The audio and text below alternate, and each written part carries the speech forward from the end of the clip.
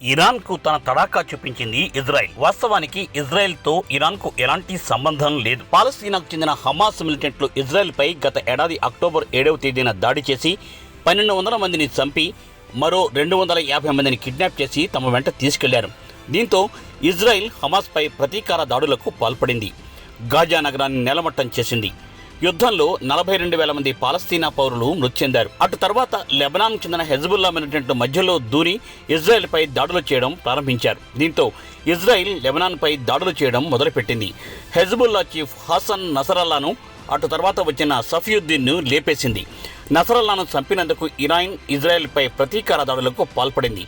ఏకంగా 200 మిసైళ్లను ఇజ్రాయెల్ ప్రయోగించింది. వాటిని Israel iron డూమ్తో గాల్లోనే పేల్చేసింది. ఎలాంటి నష్టం లేకుండా బయటపడింది.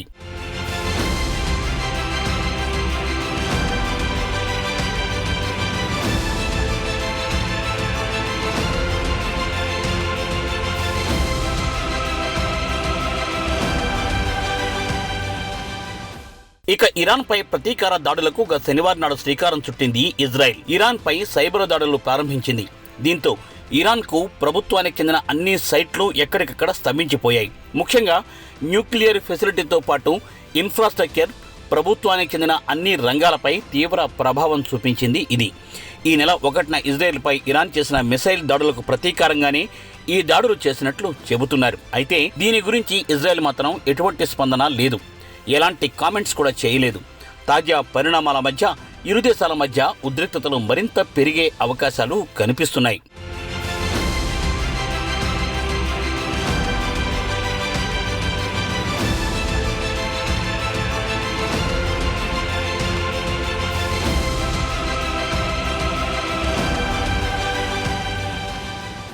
తాజాగా ఇజ్రాయెల్ సైబర్ దాడుల వల్ల ఇరాన్లో అన్ని ప్రభుత్వ సర్వీసులు కుప్పకూలాయి. వాటిలో ప్రధానంగా చెప్పుకోవాలంటే జ్యుడిషియరీ, లెజిస్లేచర్, ఎగ్జిక్యూటివ్ బ్రాంచ్లపై పడిందని ఇరాన్ సుప్రీం కౌన్సిల్ సైబర్ సెక్యూరిటీకి చెందిన మాజీ సెక్రటరీ ఫిరోజాబాదీ చెప్పారు. ఇరాన్ ప్రభుత్వానికి చెందిన అన్ని రంగాలకు సైబర్ అటాక్ బారిన పడ్డాయని ఆయన వివరించారు. సైబర్ దాడుల వల్ల కీలకమైన సమాచారం కూడా చోరీ అయింది. ముఖ్యంగా ఇరాన్ చెందిన న్యూక్లియర్ ఫెసిలిటీకి సంబంధించిన సమాచారంతో పాటుగా కీలకమైన network, fuel distribution, municipal services, transportation, పోర్ట్స్ను ఇజ్రాయెల్ టార్గెట్ చేసింది. దేశవ్యాప్తంగా ఉన్న అన్ని సర్వీసులపై ఇది తీవ్ర ప్రభావం చూపించిందని ఆయన వివరించారు.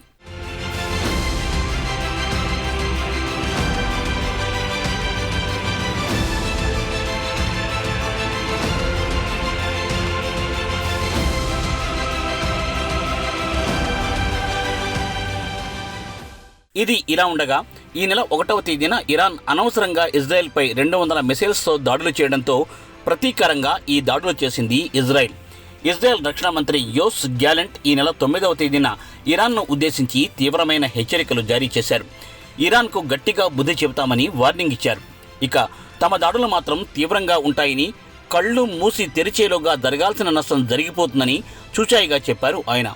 దాడులు మాత్రం ఆశ్చర్యకరంగా ఉంటాయని అన్నారు. ఇజ్రాయెల్ చెందిన మిలిటరీతో ఆయన మాట్లాడుతూ ఈ విషయాలు చెప్పారు. తమ దాడులకు ఇరాన్ నిర్ఘాంతపోవడం మాత్రం ఖాయమని ఆయన ధీమాతోనే చెప్పారు. మొత్తానికి చూస్తే ఇజ్రాయెల్ ఒంటి చేత్తో ఒక పక్క పాలస్తీనాకు చెందిన హమాస్, మరో పక్క లెబనాన్లో హెజ్బుల్లాతో, మరో పక్క వీరందరికీ పెద్దన్న పాత్ర పోషిస్తున్న ఇరాన్ కూడా సైబర్ దాడులతో గట్టి షాకే ఇచ్చిందని చెప్పవచ్చు.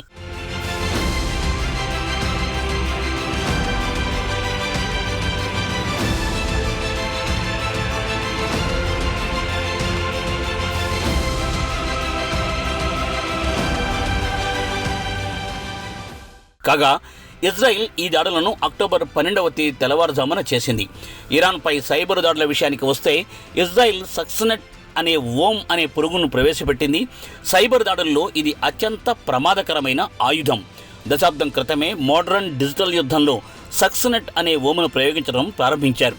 అయితే దీనికి సంబంధించి ఇప్పటి వరకు ఎవరూ దీని గురించి బహిరంగంగా ఎటువంటి వివరాలు ఇవ్వలేదు. అయితే నిపుణుల అంచనా ప్రకారం ఇజ్రాయెల్ సక్సనెట్ ఓం తయారు చేయడంలో అత్యంత ప్రావీణ్యత సంపాదించిందని చెబుతున్నారు. కాగా ఈ ఓం అత్యంత ప్రమాదకరమైందని నిపుణులు పేర్కొంటున్నారు. ఇరాన్ ఇన్ఫ్రాస్ట్రక్చర్ మొత్తాన్ని కుప్పకూల్చేంత శక్తివంతమైంది సక్సనెట్ ఓం అని చెబుతున్నారు.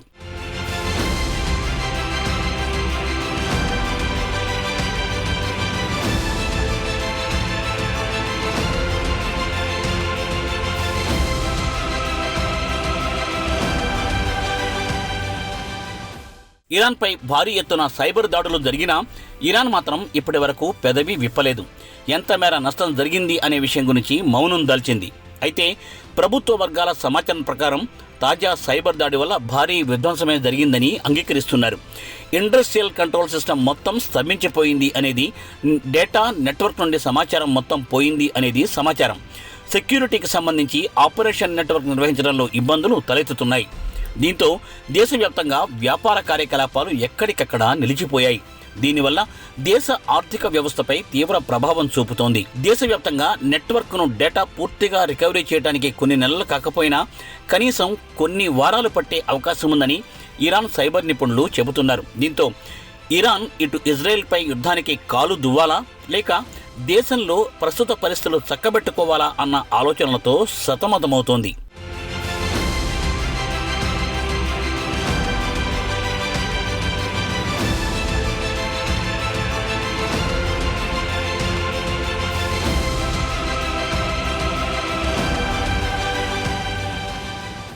తాజాగా ఇరాన్పై సక్సెనెట్ బోమ్తో దాడులు చేయడంతో భవిష్యత్తులో ఇక భౌతిక యుద్ధాలే కాకుండా సైబర్ యుద్ధాలు కూడా ప్రారంభమయ్యే ప్రమాదం ఉంది.